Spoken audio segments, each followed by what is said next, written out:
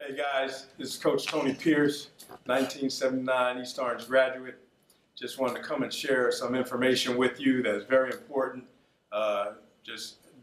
Dealing with your college experience that's going to soon be coming up.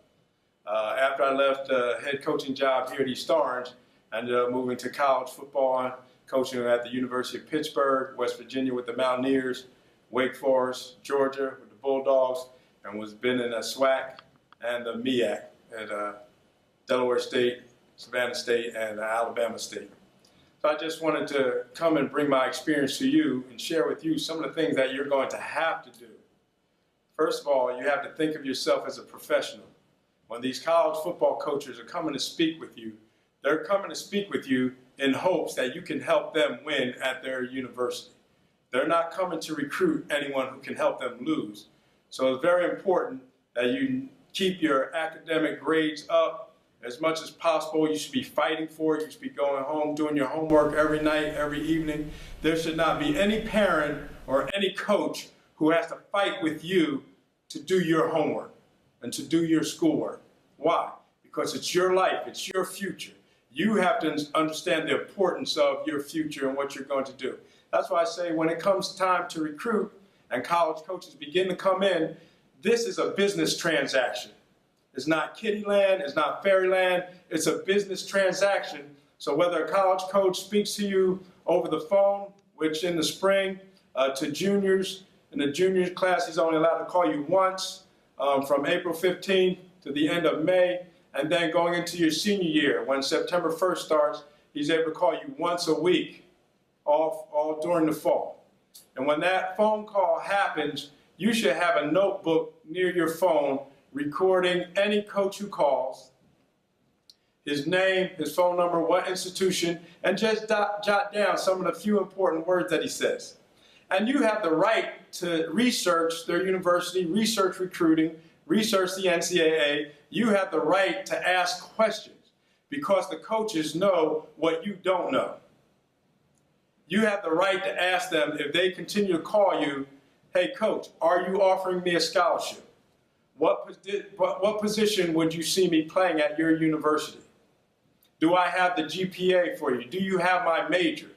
These are all important questions that you should be writing down as a businessman in your pad to be ready to speak with them about.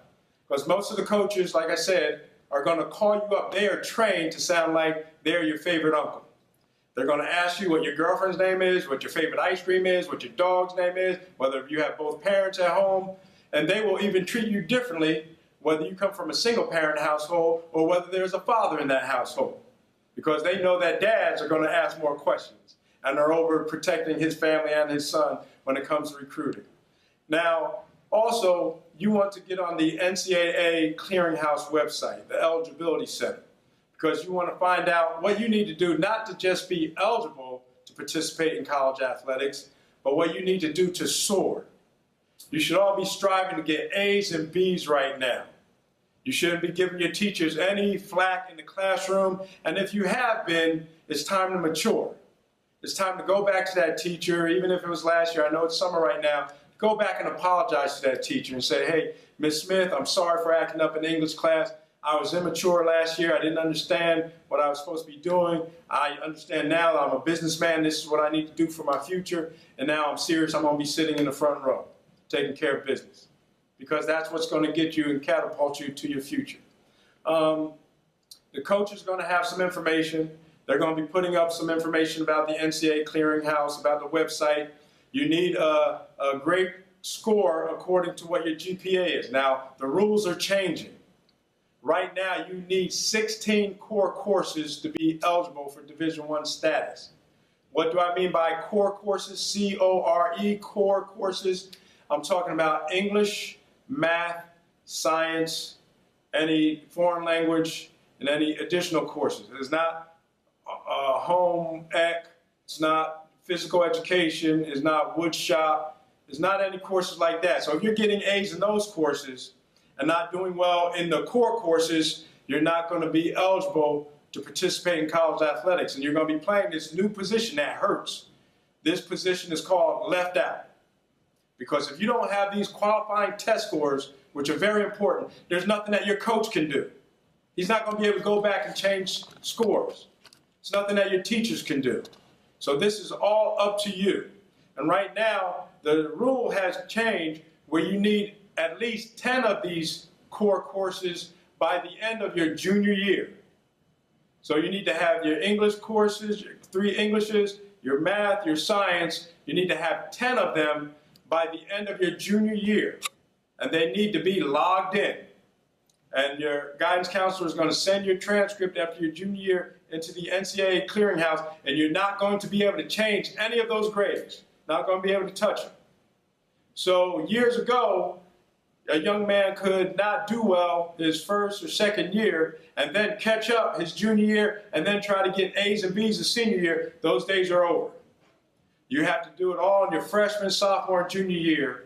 Now your senior year, you have to just follow through. That's very important. Those classes are very important. It's important for you to research it and sign up for the NCAA clearinghouse. All right? It costs $75 or $85, whatever it costs, but you need to be signed up at least going into your junior year. All right? Now, this is my recommendation about test your first real test score at the end of your sophomore year. Yes, I said sophomore year. When the parents say, well, I got to pay $75 a day, let them know that this is an investment. Why sophomore year? Because now you start taking it. There's no pressure on you. You get used to your testing environment. You get used to what the test recorder is talking about, how you pick up your pencil, how much time you have left, so you get more comfortable with the environment. Just because of that, usually your test scores go up. And then you have other times to take them, your junior year and your senior year. If you wait until your senior year, especially the first test before December, it's too late. It takes 2 months or a month to get back to you, and most of the college coaches already know who they want. It's too late. So I recommend the end of your sophomore. You got all your 8th grade in, your 9th grade learning, and all of your sophomore learning in. That's enough to get a good qualifying score. And if you don't, there's still no rush because you have 2 more years left to take it. So that's important to do. I had all 3 of my children do it personally because of all the recruiting I've done in New Jersey, in Maryland, in Florida, Miami, all over the country. And I did it the same thing. I had all 3 of my personal children, my own children, my 2 sons and my daughter, take their test score their sophomore years, and all 3 of them did great. My oldest son got a 29 ACT, my daughter 30 ACT, and my other son got a 29 ACT. So it's great, and you feel comfortable, and it gives you a little bit more production when you do that. Now, let's just talk about recruiting real quick. I mentioned recruiting earlier. Coaches come out during the spring of your junior year. They already know about what you've done on the field because they wouldn't even be coming to your field, your school, if they didn't have information on you about you and videotape of your games and your highlights. So when they come in, they're coming in to find more about you. And I know coaches nowadays are so competitive, they're not just going to ask your head coach about you. They're going to ask the custodian. They're going to ask the security guard. They're going to ask the principal. They may even go into the lunchroom and ask one of the women working or men working in the lunchroom at the time because they need to find out about you and who you are because they're putting a lot of financial material into not only recruiting you but possibly offering you a scholarship. Once you get that scholarship offer, you need to ask the coach, Coach, now that I have this offer from you, how long do I have to take to decide? Some coaches will try to do what we call squeeze you because they want you. If they offer you a scholarship, it means they want you. But you may like them but want to wait to see what other schools are interested in you. They may not be your first choice. They may be your third choice, and you're hoping that your first or second choice comes around. If your first and second choice never come around, you better love that third choice up that offer you that scholarship, and you better continue to make contact with them and love them up. Because if you don't, then they may get sour on you and then may not call you back and hope for that you don't even remember their scholarship offer. Sometimes they put it in writing. It's good to ask for that in writing. But some of them don't put it in writing. So it's just a matter of what institution you're speaking with. So make sure that you understand that you have the right to ask questions. If you get multiple scholarship offers, then you have a decision to make. And Coach has been through this before. but make the right choice based on you and your family, not based on that university, because they are making their choices not watching over you, but based on what their school institution needs. If you're a linebacker, they offered you a scholarship and they're looking to bring in one linebacker, most likely they offered anywhere else from 10 to 15 other linebackers that are similar to you, maybe better than you, maybe a step slower than you. So you're not the only one that they offered. That's the business. So that's why you want to ask questions. How many linebackers have you offered besides me? Or how many other quarterbacks are you looking at? How many other running backs are you looking at? So all these are important questions. So that's enough information. Make sure you get on the NCAA clearinghouse. Dig, dig, dig, and learn, learn, learn. Why? Because you're a businessman. This is Coach Tony Pierce. Thank you very much, and I wish you have a great day.